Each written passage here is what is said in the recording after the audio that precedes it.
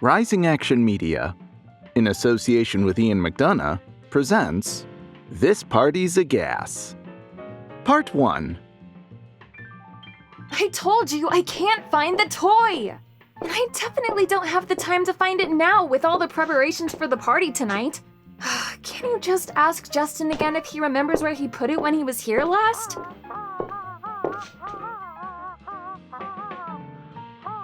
Well, it defeats the purpose to have a party celebrating the release of a toy without the toy being physically present to celebrate its release. Yes, I know it's the prototype and the end product is different, but that's not the point. The point is that I want to show all the phases of the toy from conception to release. He wouldn't have lost it if he had been following his diet the nutritionist prescribed. Last I saw, your kitchen wasn't exactly stocked with walnuts or fruits. And when I went for the sherry at your place, there were 2 liters of root beer. Root beer! Do you want Justin to stay unfocused his entire life, Samantha? Oh, don't you dare pin this on me, Sam. My OCD has nothing to do with this. It's all about integrity, you hear me? The party has to have everything just right or none of it works. Ugh, that's why I didn't invite you in the first place. Because I knew you would come up with an excuse not to come. Stubbed your toe, have to dog sit for the neighbors, hungover from too much $2 wine. I've heard it all from you. You know what? I'm glad you're not coming over, because we'd just be yelling at each other the whole time anyway. What? I'm in the middle of talking to my sister. We need to get going. The guests are going to be here in less than an hour. Besides, don't you think you're getting a bit too intense? Of course not. Samantha and I talk like this all the time. We wouldn't be sisters if we didn't yell at each other at least once a month, and right now we're filling our quota. Hey! Yeah, hi, Samantha. It's Todd. Listen, Natalie will call you back later. We're really in a rush. At least tell her to tell Justin to look one more time. I assume you heard that. Bye. Pleasure talking to you again. Yep, thanks again, Sam. Bye. Oh, that went all right. Could you do me a favor tonight after the party and give your sister a call? For real, that was pretty rough. Maybe say you're sorry. I suppose you're right. I won't say I'm sorry for raising my voice. But I'll certainly apologize for the accusation. Even though I know I'm right about it. I guess that's a start. For what it's worth, that call was an improvement from last time. I'm still finding shards of the lamp from under the couch.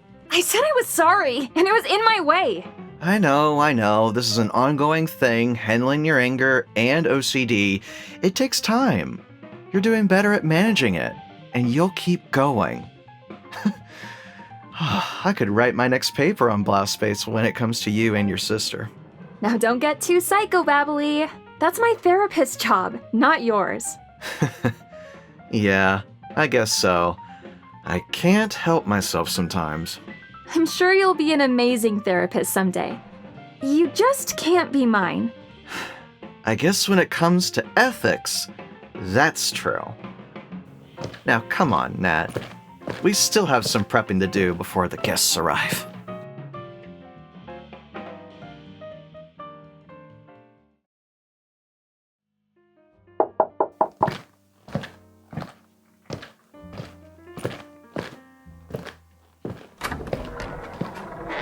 Jen! Neil! Good to see you! Thanks for coming. Come in. Wow, nice place. You know, you've really spruced it up with what you have. Yeah, I'll say. Hey, nice stereo. You know, I heard that brand is really good at making the sound so clear. You know, you could really make the whole pad a man cave with surround sound in every room. And the walls are high enough for massive gaming screens. Enough! Ow. Sorry. Could you rein in your obsession tonight, okay? Tonight's not about you. Jen, Neil, thanks for coming to my party. Oh, my pleasure, Natalie. Seeing you soar through the sky like a falling star is one of my joys in life. Well, I couldn't do it without the support and ideas of the team. Especially yours. All the good and bad ones. Why don't you come over and check out the snacks? They're perfectly lined up from avocado to zucchini. I'll get it. Tina! Glad you could make it. Thanks.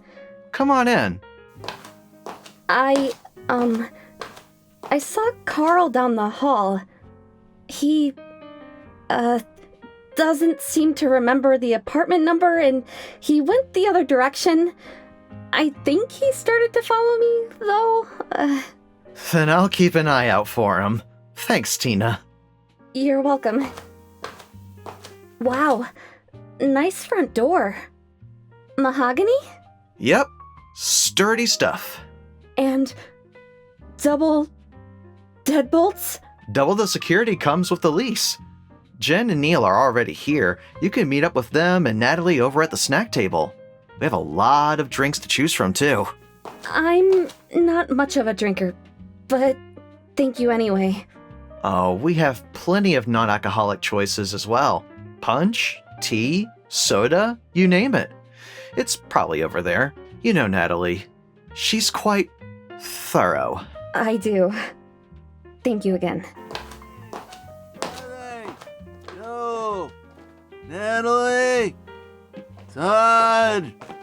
Hey! Hey, Carl! There you are! Over here, down the hall. Man, I knew that was the wrong number, yeah! Unless Natalie magically became a 60-year-old Puerto Rican lady. That could be the case, you know. Hey, thanks for holding the door open for me, dude. Open door policy, that's how I like to run things, you know? Ooh, is that the snacks? Hey, don't mind if I do. The stoner guy from HR.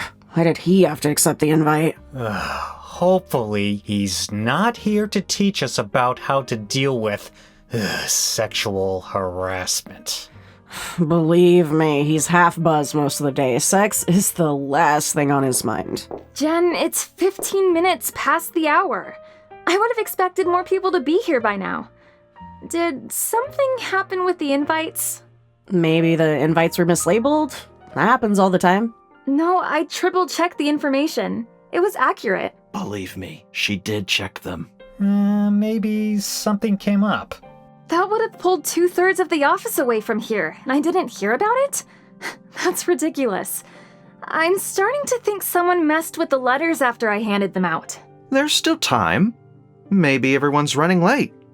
Traffic, maybe? Roads were clear. Maybe they all saw a new line of alien detection periscopes. That's the latest trend on the dark web, you know. What?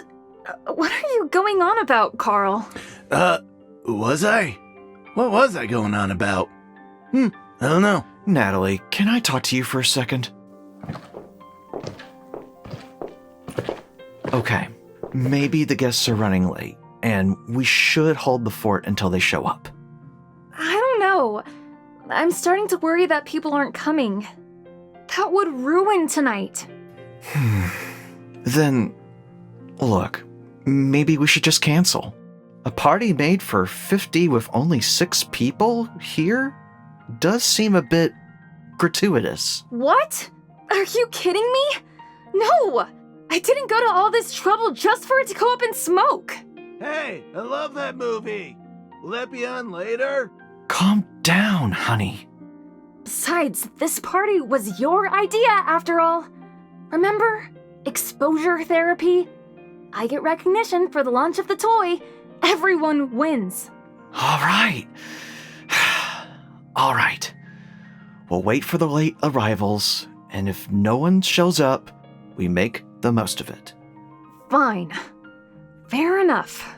Now, let's go back to the snack table and mingle. Hey, Todd, I don't mean to be the one to tell you this, but, the snack table seems a bit light. Oh? Yeah, man, where are the hash brownies, man? I mean, where's the hash brownies? The hash brownies! This isn't that kind of party, Carl. But Natalie promised the good stuff here. Doritos and Mountain Dew, they're great, man. But without the real stuff, without the hash to hold them together, it's just a hangout without the fun. Double or nothing, Carl, but I bet you could have fun for one night without drugs. No way, man. She said she had the stuff. Carl, I meant name brand treats. Anything less than that is subpar. You mistaking that isn't my fault. No. There has to be something here. Mind if I check around? You must have forgotten. Natalie, just let him go about his way. Let him make the discovery. Or not. You know what? If that's your idea of fun, be my guest. You already are anyway. Just stay out of my bedroom. But what if the stash is in the bedroom? Carl! Okay. Stay out of the bedroom. Sheesh. Buzzkill. But it's gonna be everyone's loss if that's where it really is. Mm-hmm. You're doing better, Natalie. You're showing restraint, control over your emotions. Hey, you haven't thrown him out. Haven't tried to give him a wedgie like you tried to do last month. That's not what happened. Or what did happen was embarrassing enough for me. Please don't bring that up again. You're right. Sorry, but I mean it. You're doing great. Thanks. I only wish more guests were here. I'm doing all I can not to freak out about it. See? You're making my point. Staying in control. Keep up the great work. Come on, Nat.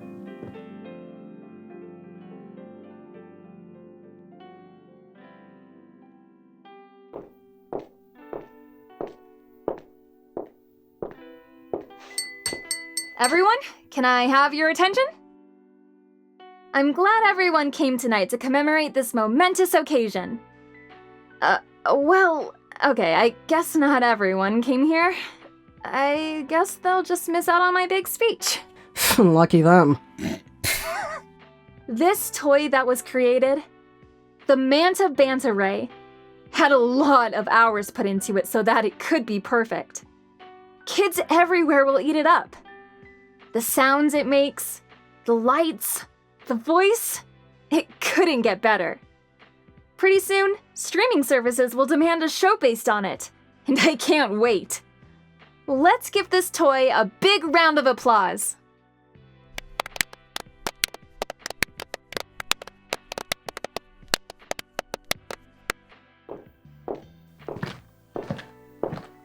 It's been about a half hour, Natalie, and no one's died yet. That's always a small victory for every party, right? Yeah, I suppose. You know what? Why don't you go talk to Jen? I think I saw Carl sliding under the sofa. He might need help getting back out. If he thinks leftover ceramic shards are bits of LSD, I'll have to call an ambulance. Fair enough. Okay. Hey, Jen. How are you doing so far? All right, I suppose. Hey, Jen? Who's that? Over in the back. Her? Oh, that's just Tina, one of the secretaries at the office. Ah. I'm, gonna go check on her. Make sure she's okay. Whatever, just don't talk to her about your latest idea. I won't. Hey, I promise. So, feeling good about your accomplishments? You know it. My idea? This new toy? is going to fill up the aisles in toy stores across the country. Yeah, but I always wondered about the demographics. Don't you think it's being targeted to the wrong audience? If I know my nephew, he loved the prototype. And if he isn't a representation of crazy hyperactive 8-year-olds everywhere, I don't know who is. Hey there. You're, Tina, right? I guess so. You guess? Right. So, you enjoying this, wall? It knows how to keep me company. Plus the color and design are magnetizing. I see. I think. You aren't really talking to anyone else. Are you alright? The wall demands my attention more than anyone else right now. That's nice. So, I want to ask you something, Tanya. Tina. Yeah, that. Do you like books? Depends on the book, I guess. Oh, yeah? Okay, that's cool. What do you like to read? Romance novels? If I were a stereotypical woman who dreamt of an oiled, ripped chest squashing me in their arms, yeah. Oh, yeah. I like the sword and sorcery genre. Robert E. Howard, Clark Ashton Smith, Edgar Rice Burroughs, that sort of thing. You?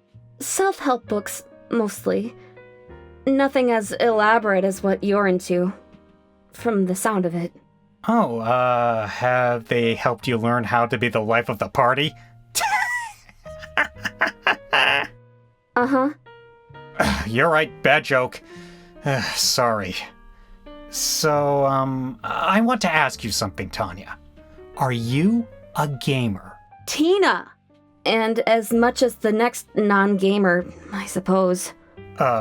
Okay. Maybe that can work. Anyway, what are your thoughts on museums? Maybe based on video games? All game consoles are practically fossils the month they come out. So, I suppose that could work? Right. So, here's my idea. I'm thinking of starting a museum centered around 5th generation consoles. N64, PS1, even the Sega Saturn. That sort of thing. Do you think that could work? 5th? That sounds pretty arbitrary. Why 5th?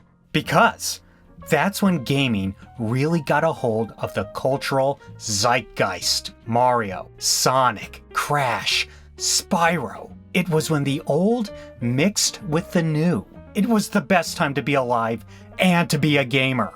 Maybe I'm not the target audience for that. Yeah, but from an outsider's perspective. You're walking by. You see them in a window.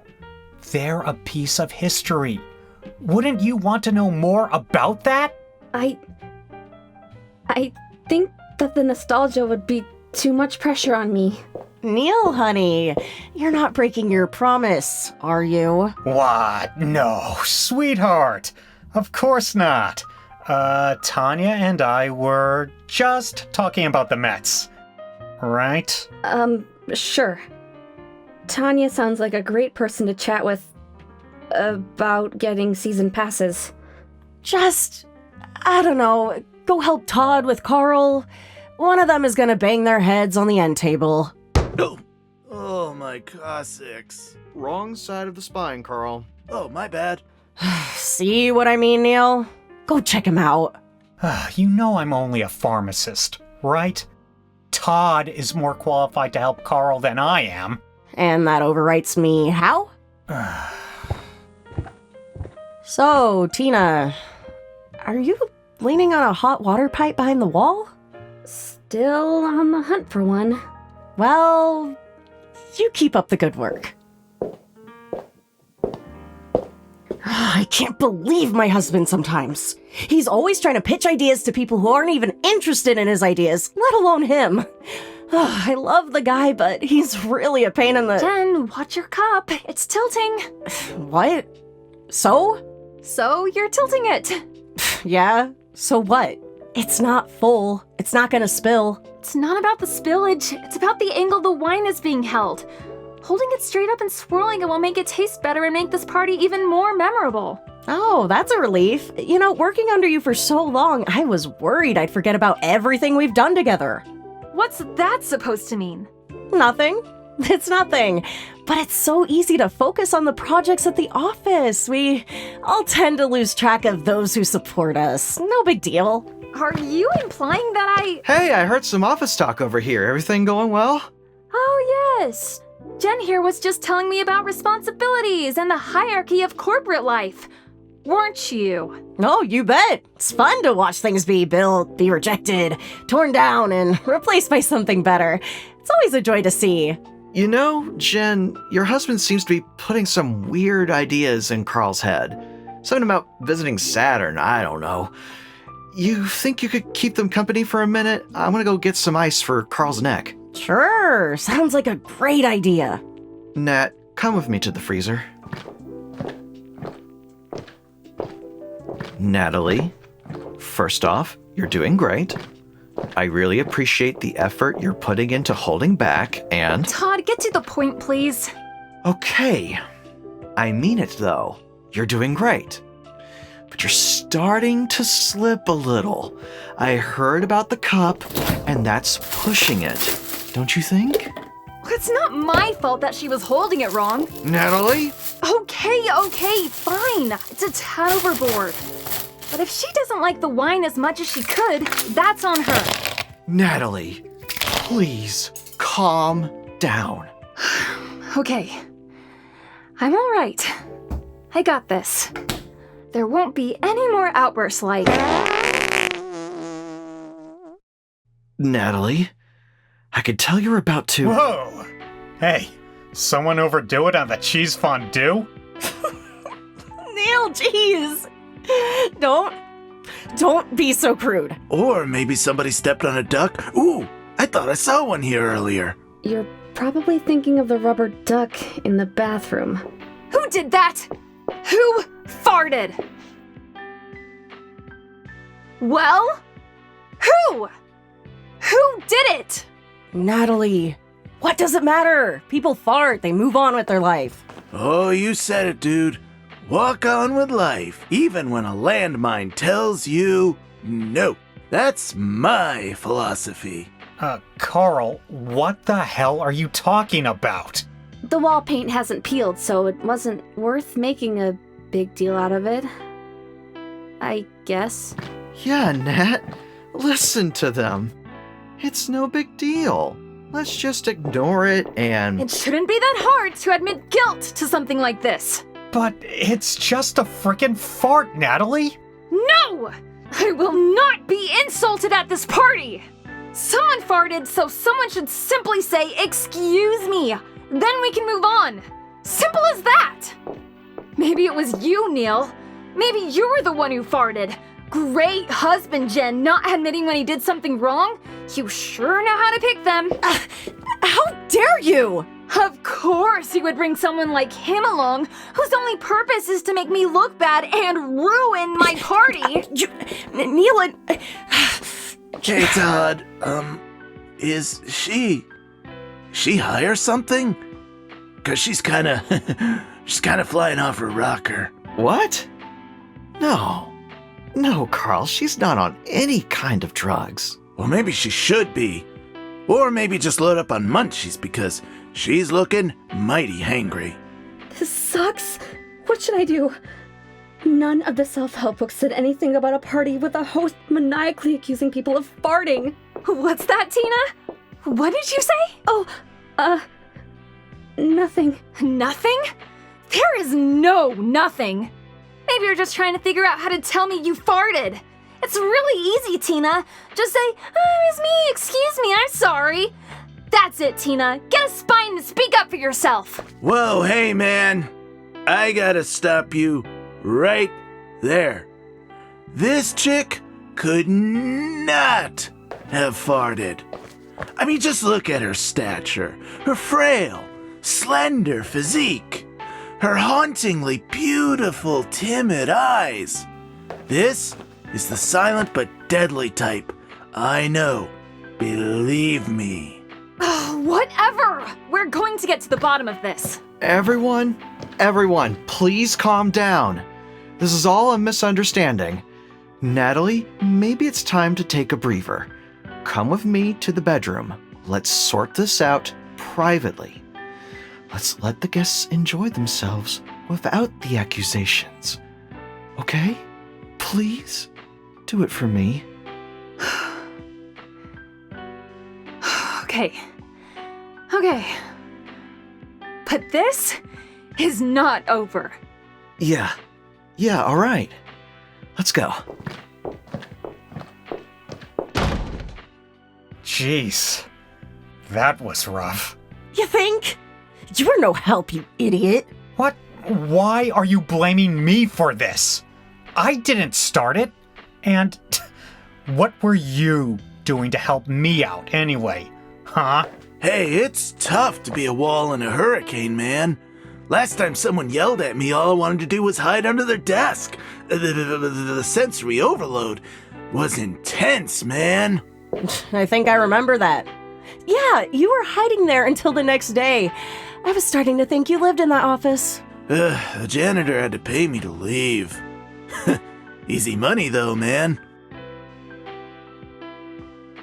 This has been part 1 of This Party's a Gas. It was written, directed, and produced by Scott Wilkins and Ian McDonough.